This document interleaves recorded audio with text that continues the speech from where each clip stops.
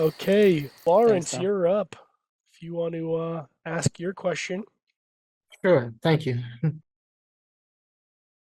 Hey, Tom, how you doing? Good, Lawrence. How are you? Oh, that's good. I'm good, thanks. Have you ever studied Hindu Vedas, particularly the Upanishads, like Advaita Vedanta? No, I have not studied those. I know they exist. I know that in general, Buddhism and MBT tend to agree with each other most of the most of the time. There's very little that we disagree on. There's a few things, but not a whole lot. But no, Okay, I've never studied them. Um, no, I'm probably pretty ignorant there. I was making that point because I actually took some time to study Advaita Vedanta and some of the Vedas, the Upanishads, and I see a lot of that. What they say is really similar to my big toe, and there was one difference that was my question is actually, so you talk about the larger consciousness system and you say, well, it has boundaries. We see that the larger conscious system actually has boundaries. Well, in my own mind, and then also I read it and it kind of confirmed it. I was wondering if the um, something before the larger consciousness system that is just that's unbounded and infinite. Because when we talk about infinite, you say like in mathematics you can approach infinity, or if you fill up something and then add one to it, you say now it wasn't really infinite because you added one to it. And I think that the Hindus are referring to infinity is not a destination, but actually, and not the mathematical way to understand it, but actually a unlimited. So it could just go on and on and on forever. And so basically, their version of uh, ultimate reality, they call it Brahman, but this is just like unbounded, an unbounded infinite field.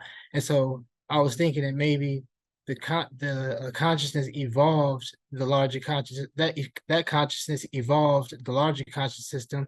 Therefore there could be more larger consciousness systems, and that could actually be the answer to what's outside the larger conscious system boundaries. Okay. Um, well, yeah, it could. That's speculation.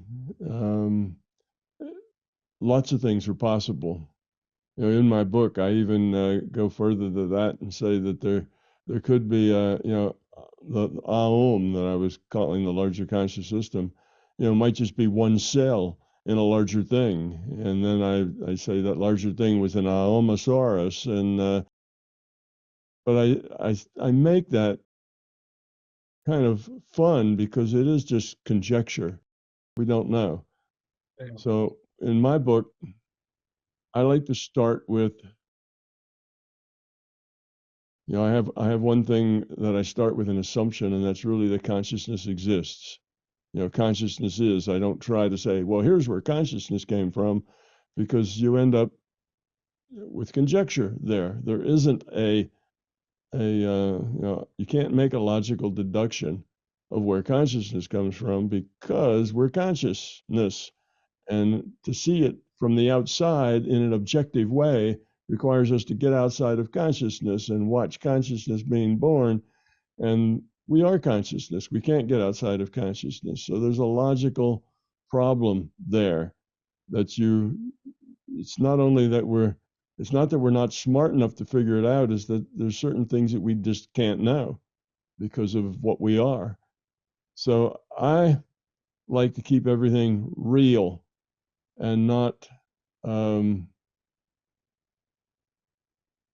well, what's the word?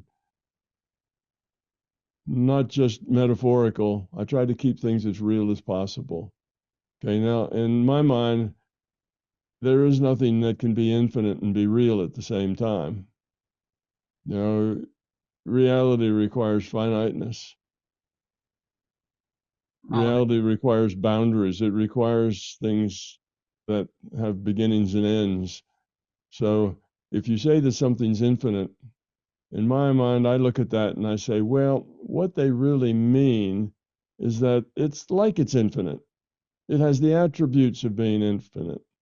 Well, what that means is if, like my example I use in the book, if you're sitting in a little inner tube and you're right in the middle of, say, the Atlantic Ocean, that ocean looks infinite to you. Everywhere you look, it's the same in every direction, and you can paddle for days, for weeks, and for months, and everywhere you look, and nothing's changed. You might as well be sitting on the exact same spot. It seems infinite. Okay, so from that perspective, you'd say, well, the ocean appears to be infinite, but we know it isn't really infinite. It's just big. So when things get so much bigger than we can even imagine, we tend to call them infinite. And I believe that's then infinite the metaphor, not infinite the fact. Infinite the metaphor. So that this system is way beyond our ability to see, its boundaries or its limitations. It just is, and it seems to be on forever. That's infinite the metaphor.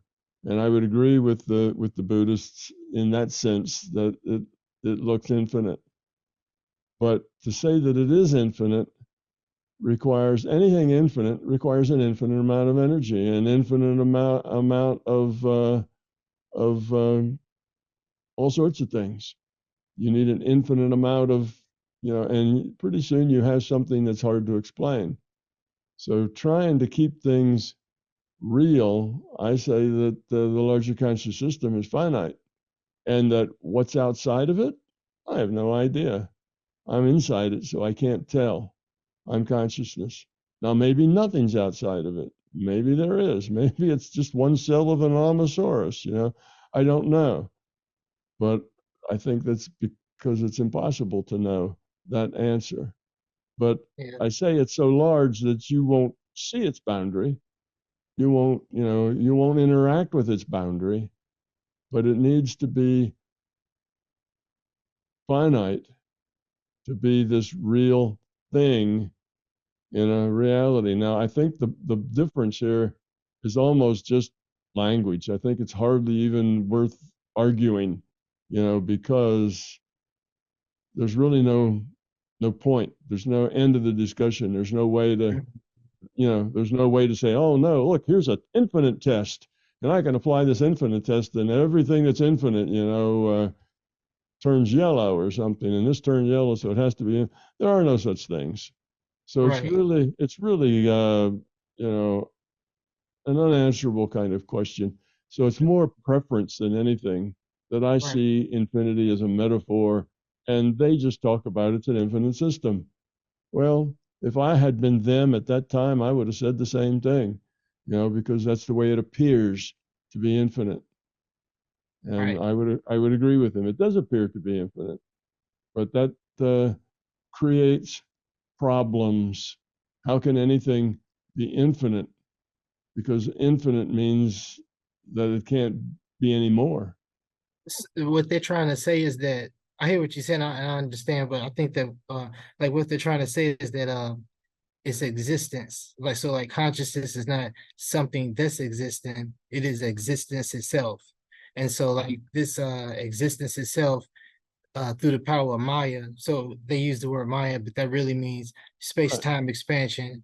And so basically um the ultimate consciousness, it doesn't have a form. Like it's not, it's nowhere you can point to and say, oh, here it is right here, because it's I agree. absolute, it's everything. So it had to create space. So it created the space, and then it bubbled out a subset of itself, and then partitioned it and created an information field that we call the larger consciousness system. Right. Yeah, I agree with all that. Yeah, there's no disagreement there. I find that that's the case. Okay. But yeah, I don't find a problem with that. That sounds good to me.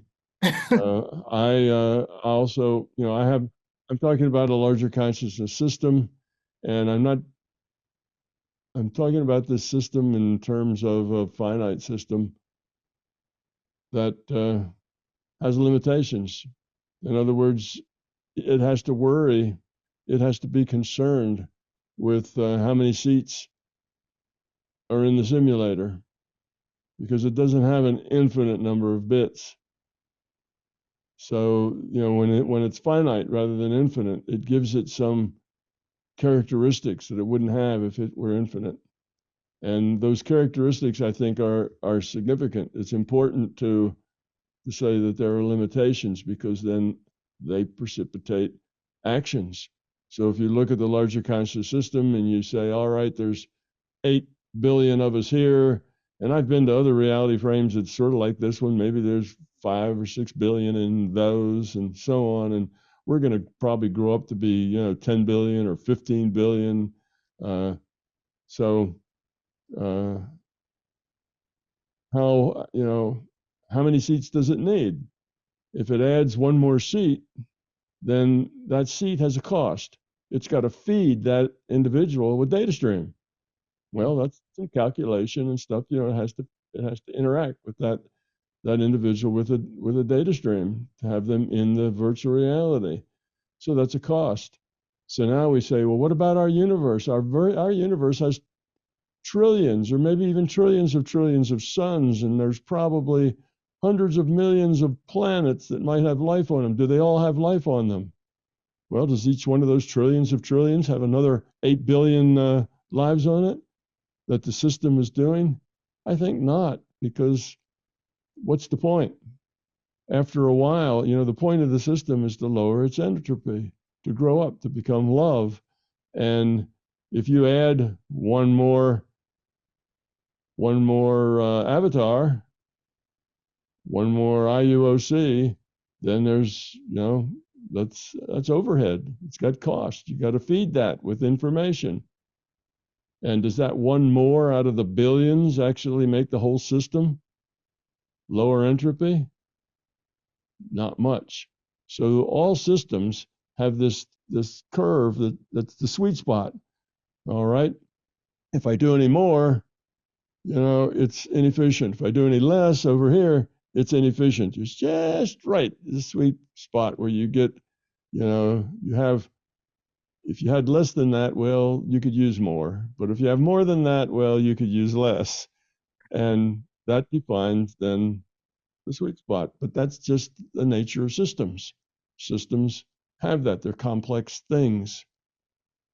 So I have that then as part of my model, because I have the system being finite. Whereas if the system's infinite, I can't discuss any of those things. I can't discuss whether or not those trillions of stars and those hundreds of millions of planets, would all have ETs running around on them, that are, 8 billion here, 8 billion there, and so on.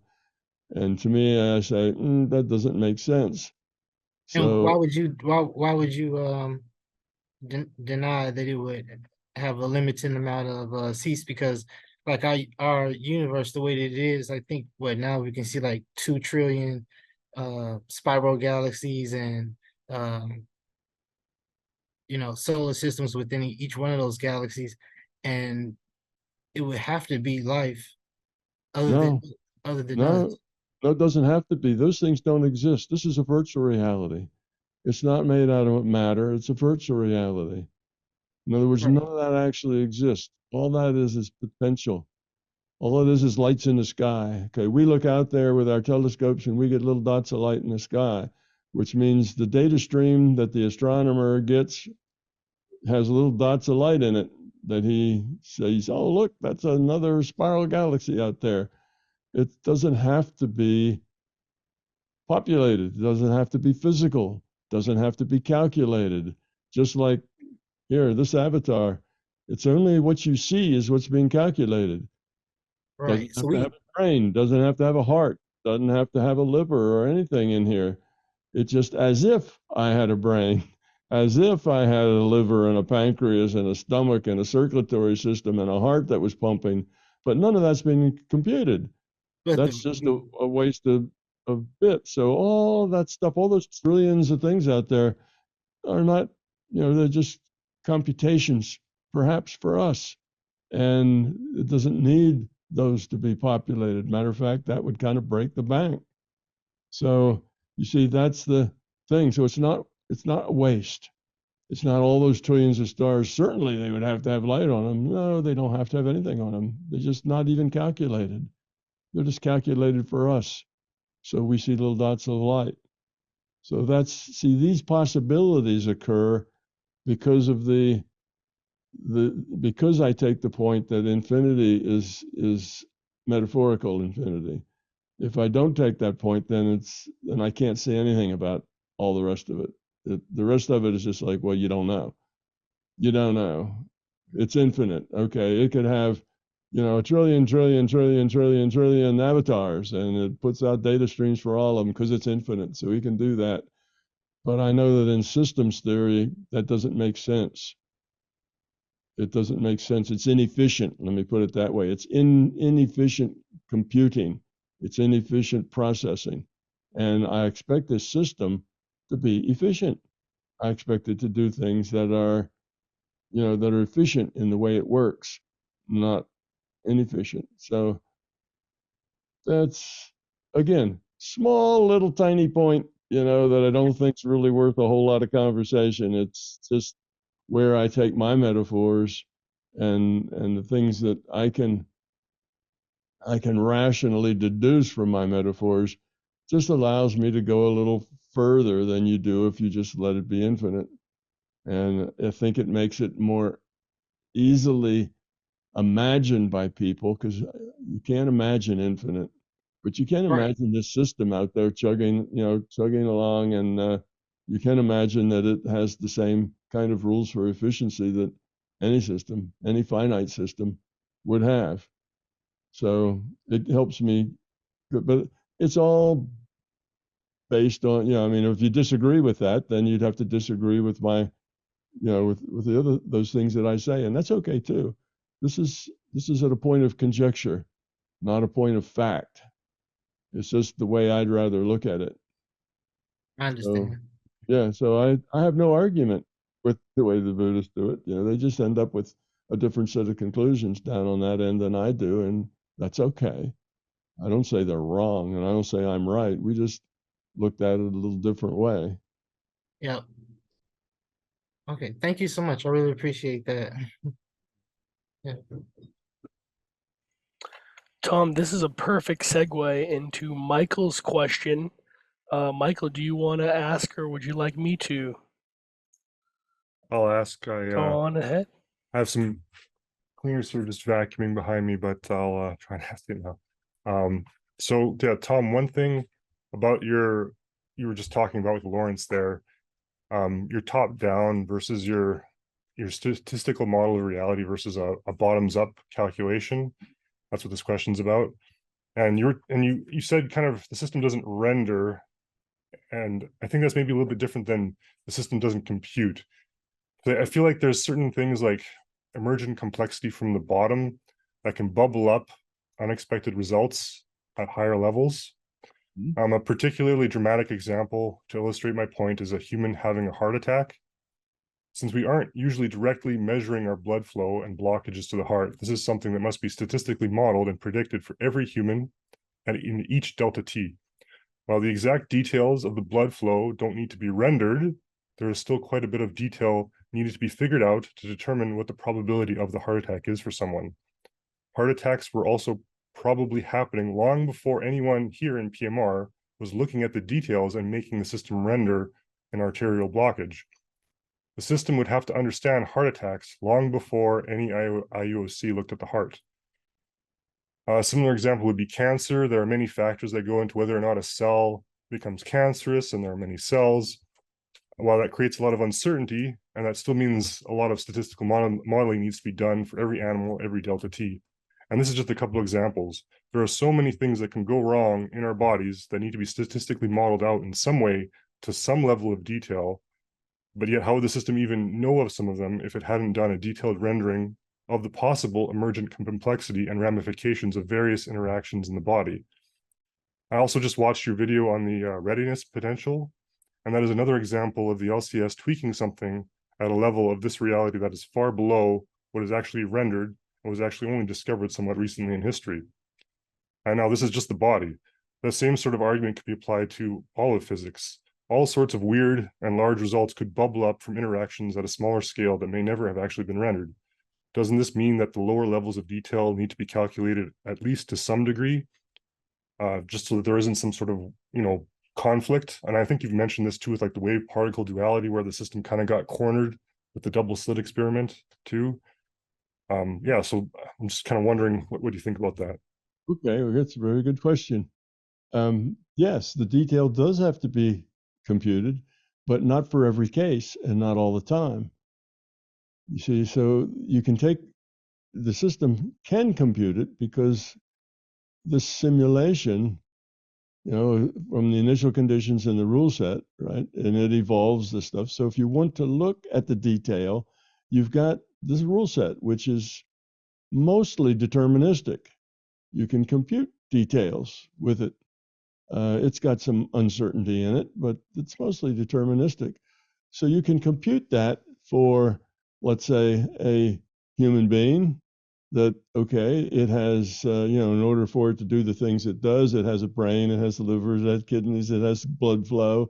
You cut it, it bleeds. You have all of this done because all of this evolved, from the, right, with biology. Start with a cell, and I'll tell you how, all the things that are living, were created.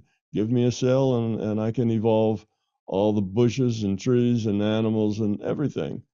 So all I need is that living cell. Well, if you do that and you let all those things evolve the way they did, you compute all of those details. Here now you're computing, the details of an amoeba, and now the details of a jellyfish, now the details of a fish, of a frog, of a lizard, of a mammal, of a human.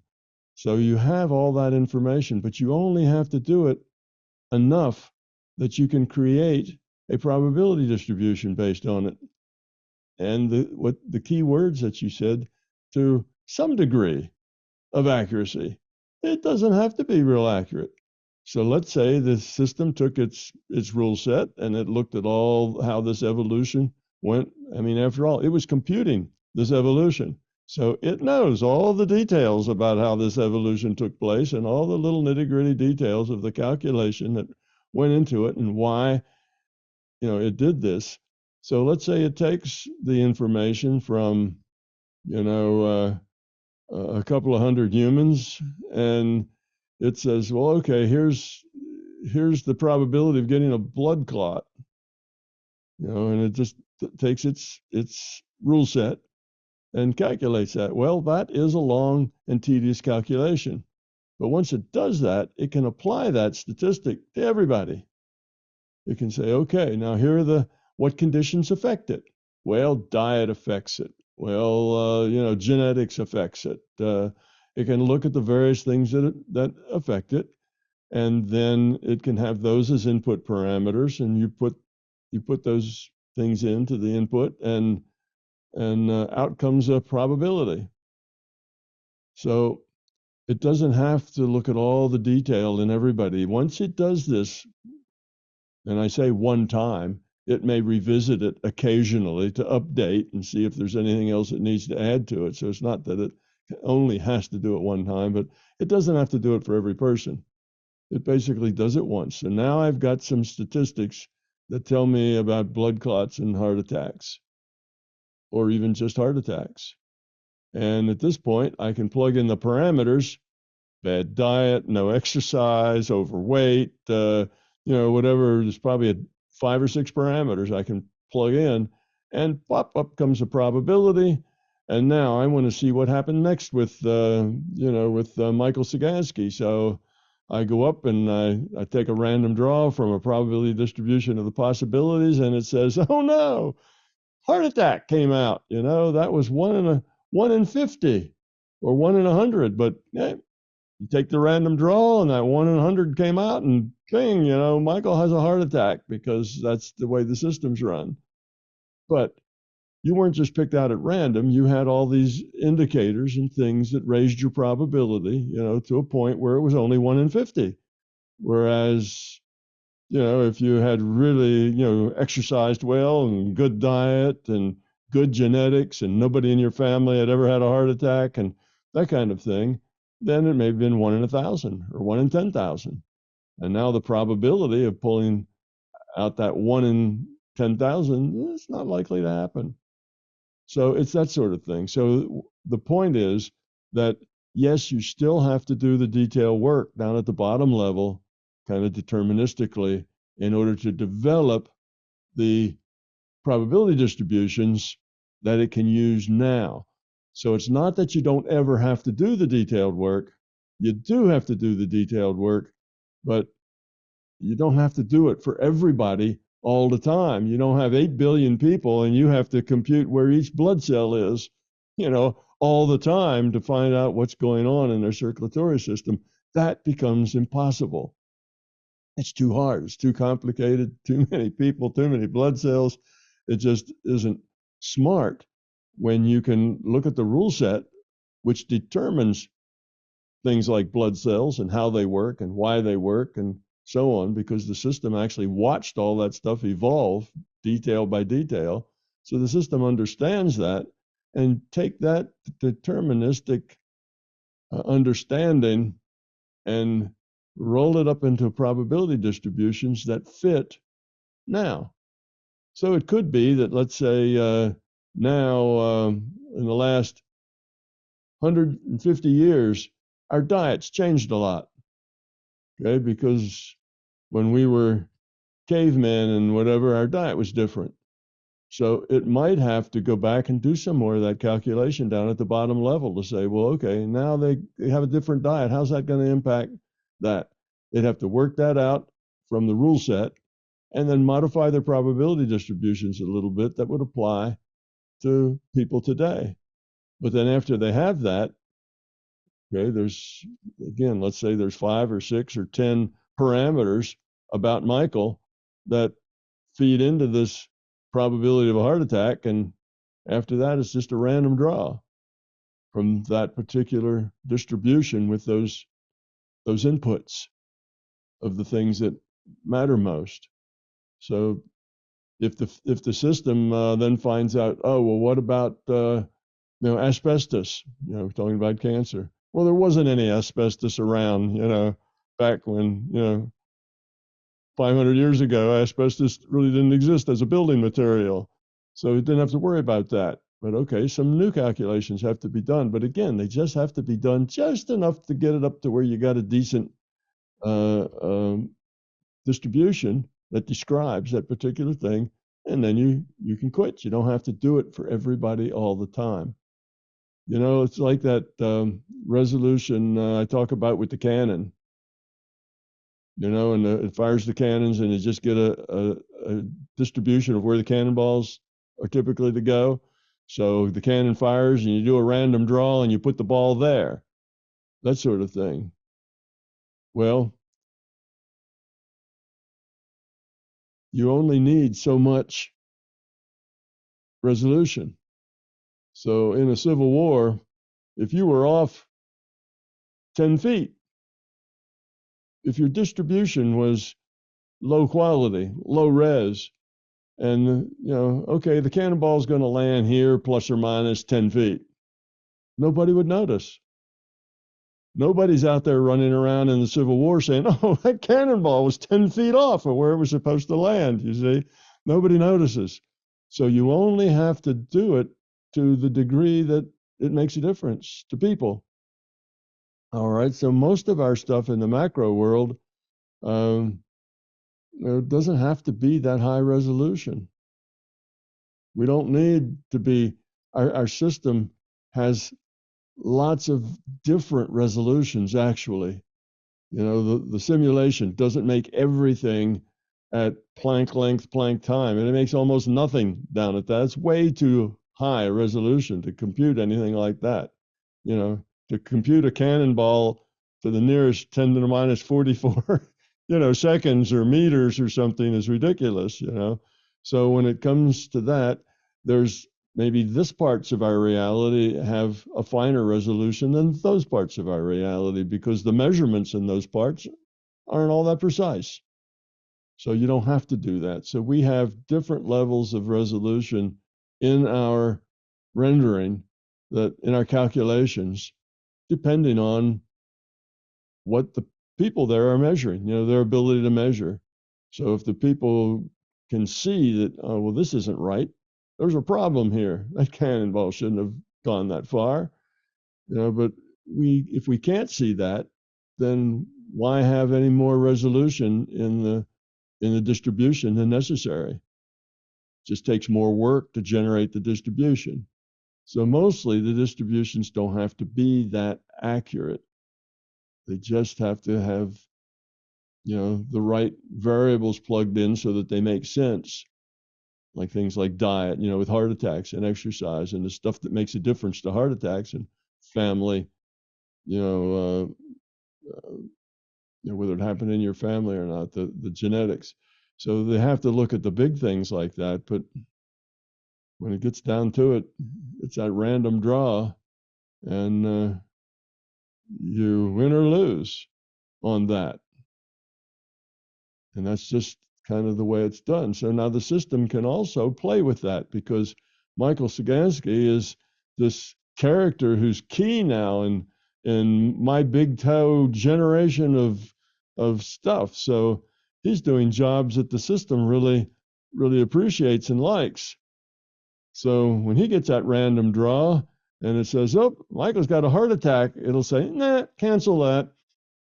Michael's busy right now doing work for me, and I don't want him falling over. Do it again. Take another draw. You see, the system can fiddle with that, which is what I mean. It can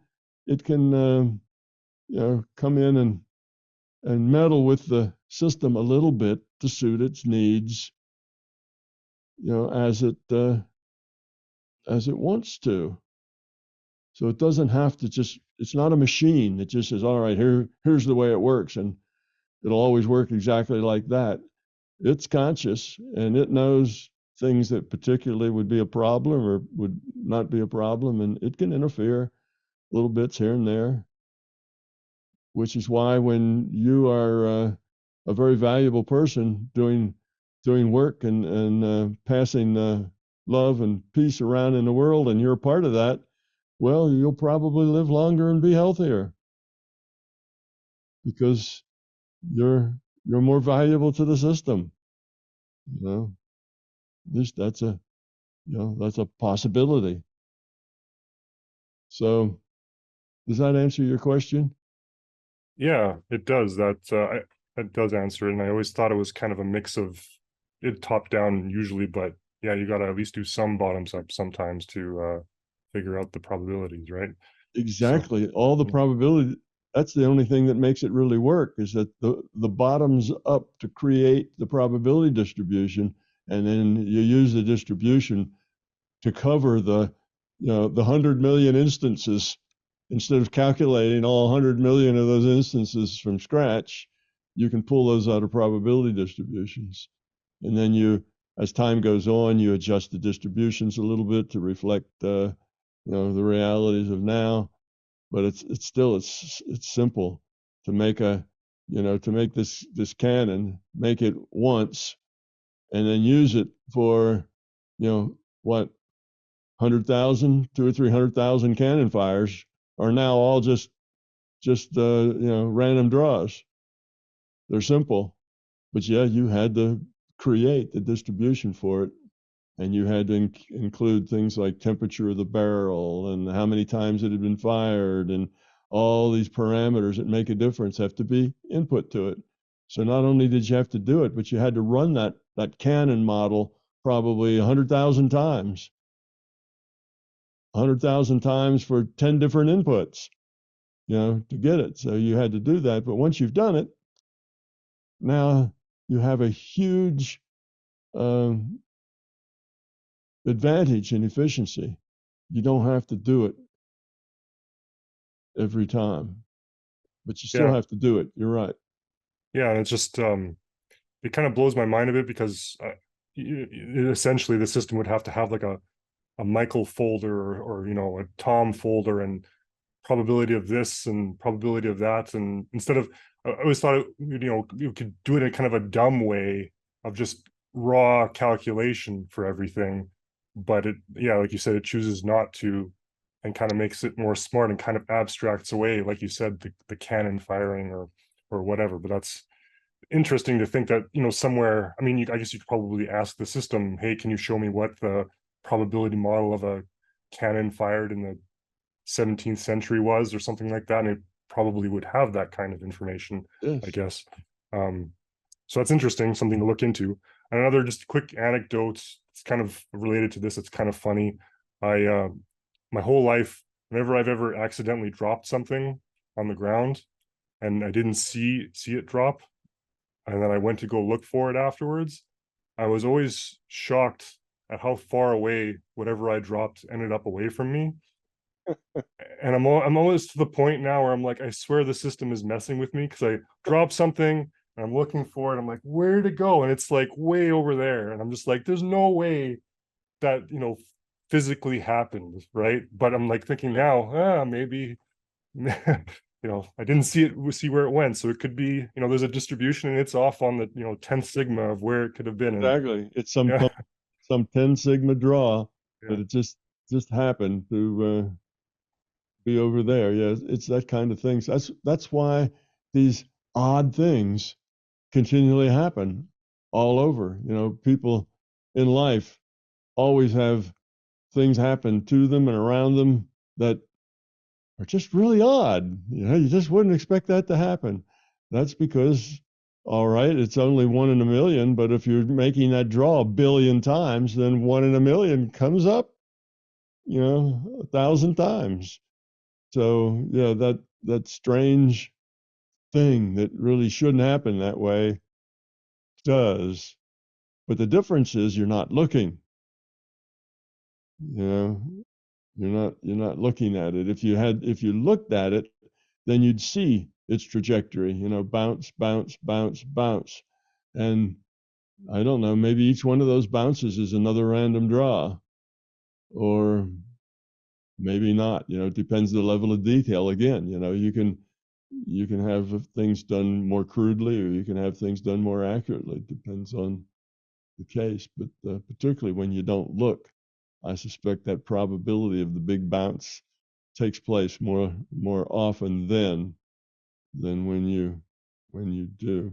And maybe the system is just pulling your chain a little bit to do that. But yeah, there's a Michael folder someplace in there, because, you know, if I'm playing my elf, you know, George, that I play in this game, well, the system has to have a folder in there with my elf George in it. Otherwise, it wouldn't know what his clothes look like, you know, how he was dressed, what his tools were, how much gold he had, you know, what was his spells.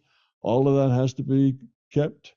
So that avatar, there's a folder in there that gives you his status and what he's doing and where he is and his history, what he's accumulated. All of that has to be kept track of. Thank you very much for the awesome answer. We have this time a comment from Linda. Linda, you have something for us? Yeah, I sure do. Hi, Tom. So, Linda. So when I heard that they were revamping the My Big Toe website, I had a serious concern that something might happen to the discussion forum, which was a big part of my life from October 09 through, let's say, 2012, 2013. I went there every day. I interacted with people. So when the new website was launched and announced, of course, the first thing I checked was, you know, to make sure the discussion forum was still there, and it was. Yay! And the thread that I landed on, coincidentally, was about the first Fireside Chat, which was in 2010. And I was a participant in that. It was so exciting. And the thread just brought back all these wonderful memories for me. And I know that Oliver, you know, it was the Fireside Chat became Oliver's baby for years and years. Until we sadly lost him. And of course, Adam and Donna have been doing an amazing job keeping them going. And now we're at the 90th one, and that's like incredible. And we're also appreciative of you sharing your time and your wisdom with us. But as I was taking this walk down memory lane, and I was reminded that Justin Snodgrass was sort of the first person to conceptualize this. It was like his brainchild. And so I just wanted to make a comment and give a shout out to the amazing Justin for getting this started. He ran the first one. He was the moderator. He recorded it and gave us all the recording, and he did such an amazing job administering the first Fireside Chat that I just wanted to give some recognition to Justin. Okay, well, you know, Linda, what else Justin did is he edited all those Fireside Chats for years and years and years. He edited every single one of those things. And those things were like, what, 3 or 4 hours. They were long things to have to edit. You know, when you sit down and do 4 hours worth of video, that takes some time to edit that. The other thing I would mention is that getting that forum to transfer over was not a piece of cake. There was 3 or 4 people who struggled mightily to make that happen, because that was written for old software, right? That goes back a long ways, and to try to keep that to where it'll run with current software and so on is not a trivial thing. Often products of old software die when that old software dies. But so we've had some pretty smart people who worked very diligently to maintain that through the various websites that I've had. This is probably maybe the 4th website I've had, and each time it's been successful. They found ways to bring that thing along. So and one of those people is right here in this room with us today. So let's say thank you to Michael Sagansky for preserving the forum. Thank you. Yeah. Well, now we're getting close. I would say I haven't heard anything from Alex or Nathan or Jens. Any of you folks have question you'd like to ask or something you'd like to say? Yeah, Tom, I think I have a question I'd like to ask about use of intuition in technical fields, like solving technical problems. How often do you do rigorous calculation versus rely on intuition, just because optimization solution would take forever to find the optimal solution doing it using pure logic? Any advice there, any pointers, any experience you'd like to share? Oh yeah, I used intuition all the time.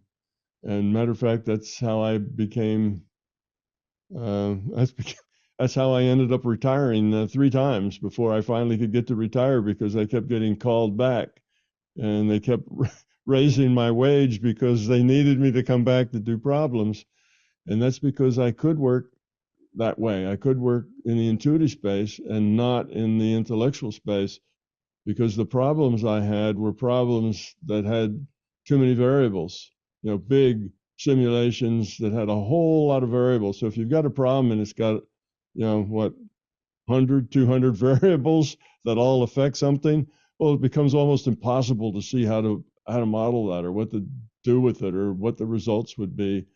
And basically, my last 15 years at work, I worked as a consultant, and I did that because as a consultant, I didn't have to go to staff meetings. I didn't have to do politics.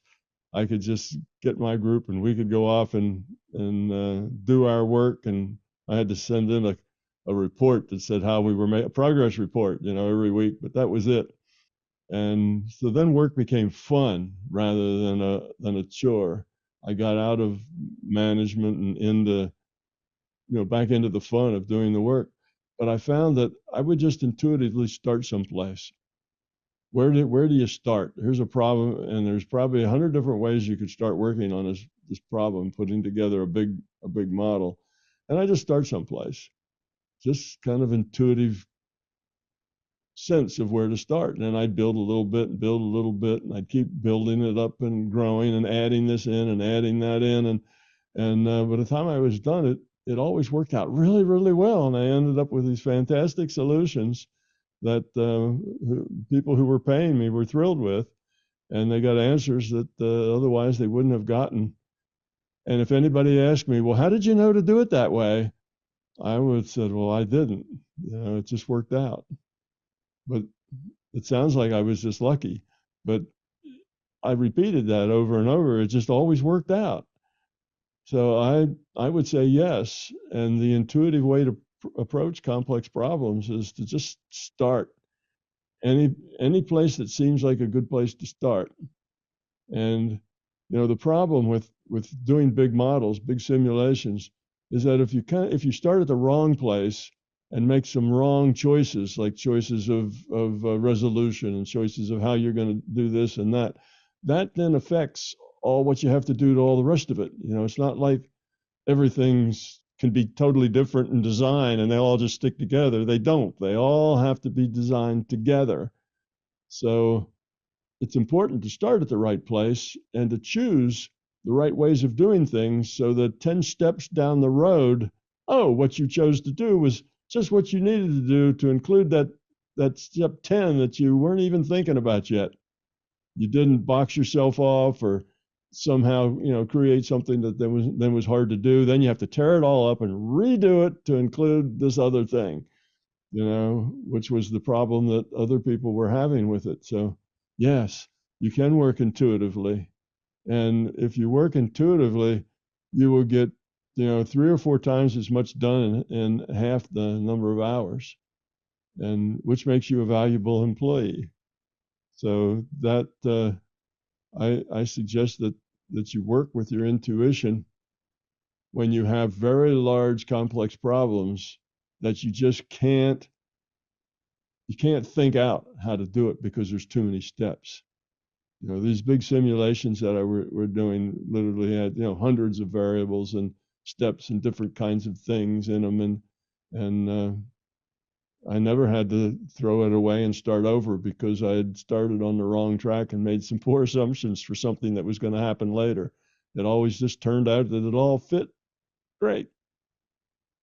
And that's just intuition. I couldn't have done that if I was trying to intellectually do it, which is why I got the really good jobs as a consultant, because other people couldn't solve the problem.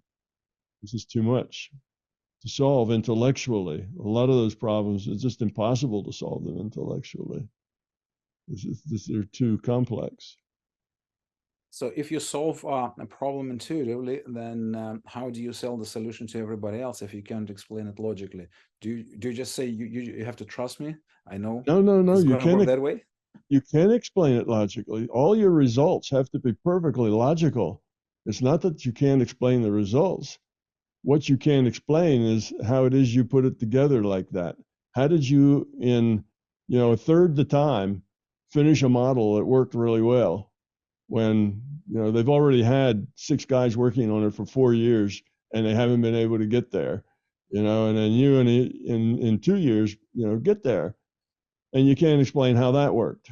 You just say, well, I guess I was lucky, and they'll just have to do that. But the results have to be completely logical. The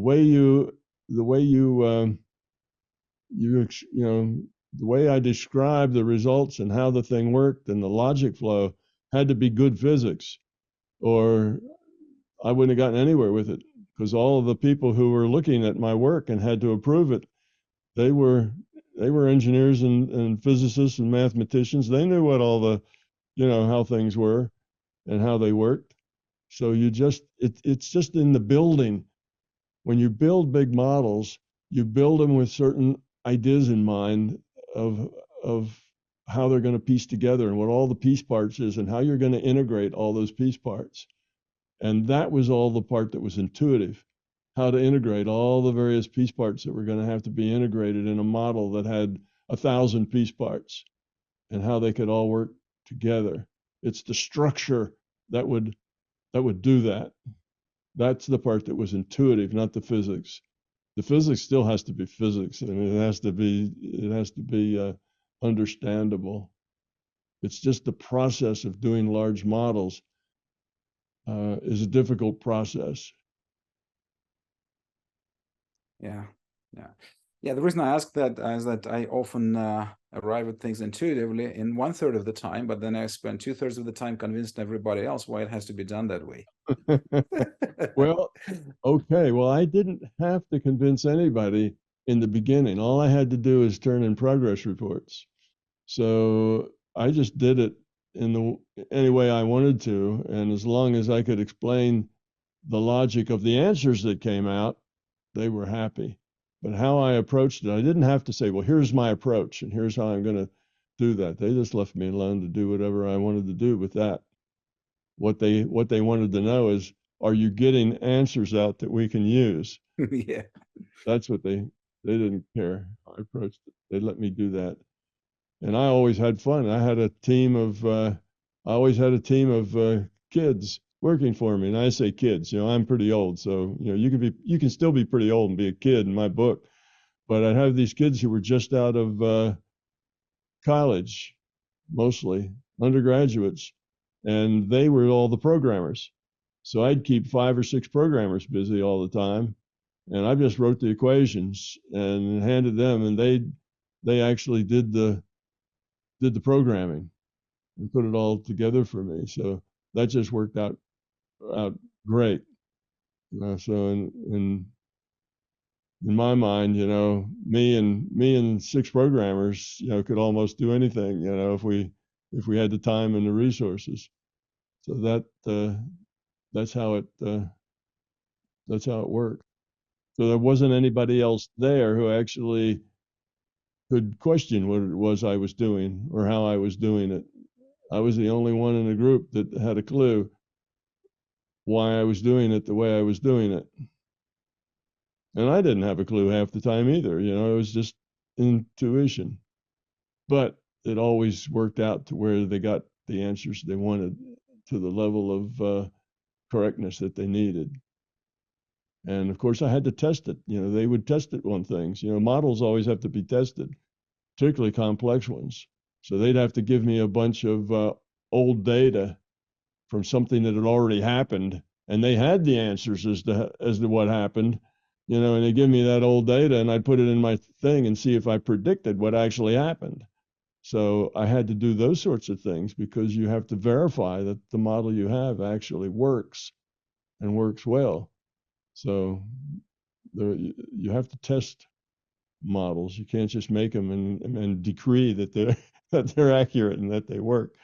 You need to put in known data, known inputs, and see if the model then tells you what actually did happen. And mine were generally real good at that, so I got by. This is great. Thank you. You're welcome. Well, I Well, see we're almost out of time, aren't we? yeah, looks like it's about it. I mean, Nathan, do you have anything you want to add today, buddy? Just a sincere gratitude to you, Tom, for being here and sharing your time and everyone's questions. I've just been sitting back, learning and appreciating so much this time. And Adam, great hosting today as usual. So just the comments, gratitude, just appreciate you all. Thank you.